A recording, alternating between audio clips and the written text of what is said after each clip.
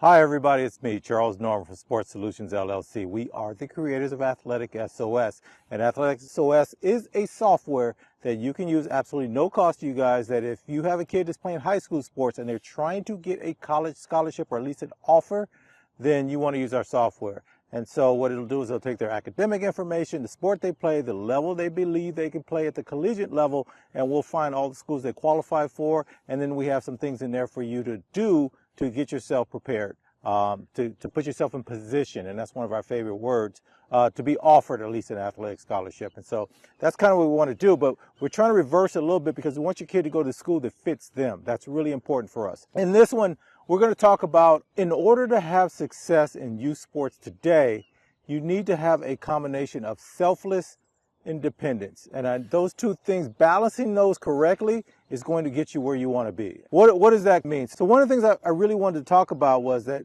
right now, we're in the end of June, going to July, we're in the heart of high school, especially for high school, but junior high, even elementary school kids are all competing, and they're trying to get, there are showcases and viewing tournaments and combines, and they're on a travel club program, and they're playing with their high schools, and they're doing all of this stuff, and they're trying to figure out what is the combination that gets my kid the best chance of being successful, possibly to get an athletic scholarship. That's what we want, but just to make them so that they are playing a lot, or they're starting, or they're feeling like this is worthwhile, because you're sacrificing a lot to be an athlete, to be perfectly honest with you. You're kind of missing out on that summer, on your childhood. Now, in most neighborhoods now, most of the kids aren't out just running around and playing. Maybe later in the evening, even in our neighborhood, I don't see the kids during the daytime. They're all off doing these activities. So most of the kids are already playing in some sort of sport, or they're doing something that is not just sitting around the house and playing video games and watching TV all day. That world is gone. That was the world when I grew up. And then we get up, maybe about 10 o'clock, we're all out, and we're going to do what we're going to do. We get on our bikes and we go to the park. I don't see that at all anymore. And so and one of the other things that I want to get across to you guys, and I know I say this a lot because I got parents coming to me now at the high school level, all the way down, even at the elementary school level, on what they're concerned about with their kid. And I keep telling them my success is that your kid is going to be able to leverage their athletic ability to have a remarkable life later on. And everybody now is like, yeah, Charles, we get it. Woo, woo, woo. We get what you're saying, but that's not what we're asking you. We're trying to figure out, what do we do? And I'm getting the kids that are just getting started, and I'm getting the kids at the end, right at the high school level. And so let's take each one of those positions and figure out what do we do here. And so let's start with the youngest kids. And so I'm going to say somewhere around between 5 and 9. That's where I consider that early start. That's where you're beginning. And the separation starts at about 8 years old, right? The kids that really did good early, they already separate themselves and they start going club and travel when the other kids are still doing rec, or they're doing the organizations, your AYSOs, the NJBs, those type of things. So that world, how do you get that right? And so in order to start there, and I've talked about this a bunch of times, you guys have probably heard, but I'm going to add some things to it.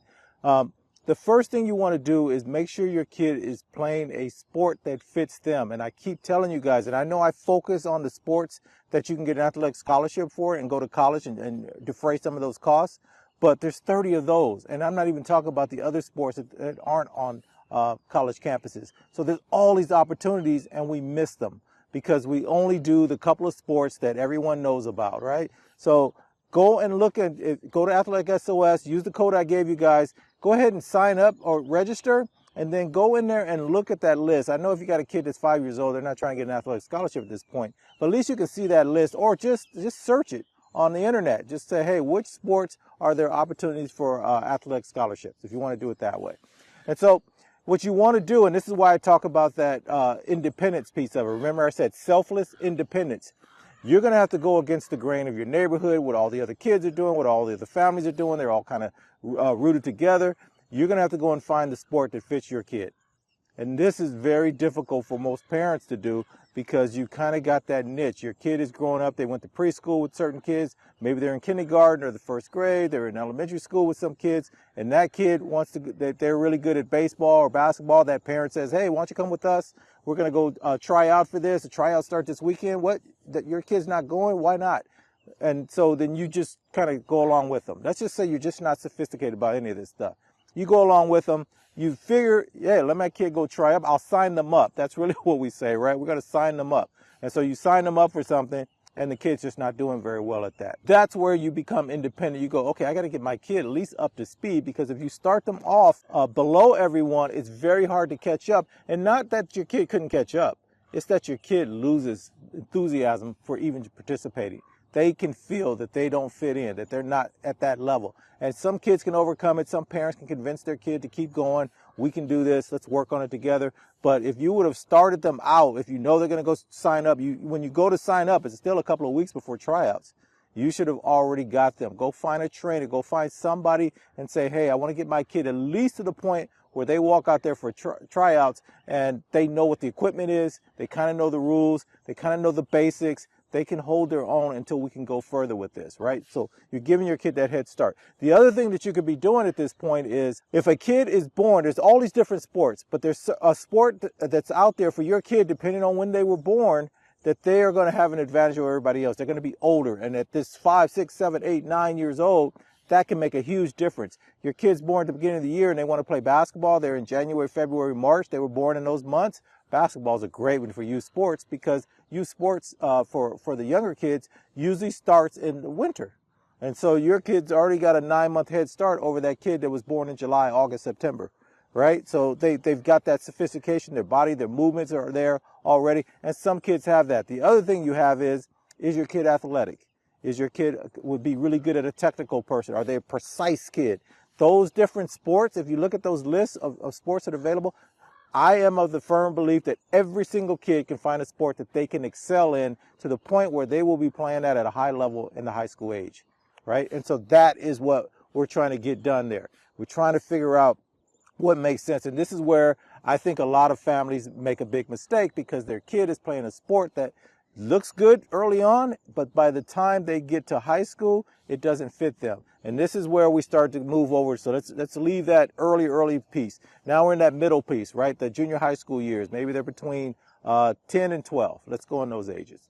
And so between 10 and 12, what we're trying to do now is we got to make a decision. Your kid should have been playing 2 sports initially. One maybe that they just really love. They just love this sport, but both of the parents are 5'5", right? So it doesn't make sense for them. They love basketball. They love football. You don't have that physique. Your kid's probably not going to get it either. But they love that sport. And early on, it doesn't matter. All the kids are kind of the same size. And then by junior high school, you start to see a little bit of separation there. But what your kid should have been doing is a secondary sport that you've identified that fit the size they're going to be, so they can continue playing through the rest of their life at a high level, and it fits them. And this is the hardest one. So when your kid is trying to do something, trying to learn a sport, and you're letting them try a bunch of different sports because you're trying to find the best fit, even though they may be playing some of the other sports the other kids are playing, what you're looking for is that one where it's kind of easy for them. It just sort of fits them. Maybe they're not an expert at it, they don't do it great, but you can see how they move, or how it registers to them, that they can pick up on the subtleties of the sport. And they're young, and you can see it if you're paying attention. And so make sure you're paying attention as your child tries to do something, or something they're just so enamored with that they can't help themselves. They want to go back. They're asking you, hey, when are we going back? That is the sport that you kind of want to get them into, and then you want to make sure that they're playing a sport that they love, or a sport that they just naturally are attracted to, and one that they're really excited about. And so if you've got that right in the junior high school age, now we want to go to the next level. We've got to get them not only with a travel club type program so that they can progress, so you can watch what's going, but you can't depend on that travel club program to put them in position to get to play it a lot, because that coach usually for those middle school years, that's a parent, that is somebody that started a team for their kids' benefit, and then they've got some nieces and nephews, and they got some friends in the neighborhood or whatever, and your kid is just joining that group. Or maybe that group's been together since elementary school, and you're kind of coming onto the spot. You may not necessarily get what you need there, but that's okay. Go ahead and run with those people so your kid can get a chance to play. And then as you see that they're not moving your kid the way you want them to move, you got to do some independent training there too. And what we're looking for now is we're trying to put our kid in position to take their skill set for that sport and build on it. Where are they going to be in high school? Maybe your kid's a big husky kid and they've got them playing, down low. I'm just going to stay with basketball right now. It doesn't matter what the sport is. But they have them out of position for where they would be able to play in high school. And so what you need to do is make sure they get the training for that position for later on. So they're the big kid, but you want to, they're not going to be more than, 6 feet tall. Maybe they're going to be 6'2". That's not, and right now they're playing forward or center because they're a big, solid kid, right? But what you want to do, or they're a tall kid right now, but maybe they won't finish there. But what you want to do is go get them training as a guard. Go send them to a camp for guards. So does that make sense to you guys? That you're trying to put them in position for what they're going to do in the future, but you don't want to, remember we said selfless independence. You don't want to get on the team and be a headache. Hey, I want my kid to work on those. Can they go work with the guard? Can she go work with the guards? Or, whatever you're thinking, stay away from that. You don't want to be that person. That's that selfless piece, because there may be an advantage later on for what they're doing. And this was perfect for my daughter. She was a very aggressive player, and she was kind of tall when she was young. But I'm not that tall, and her mom's definitely not that tall. So she was only going to get so tall, but they put her down low because she was aggressive, and she would get in there and she would fight.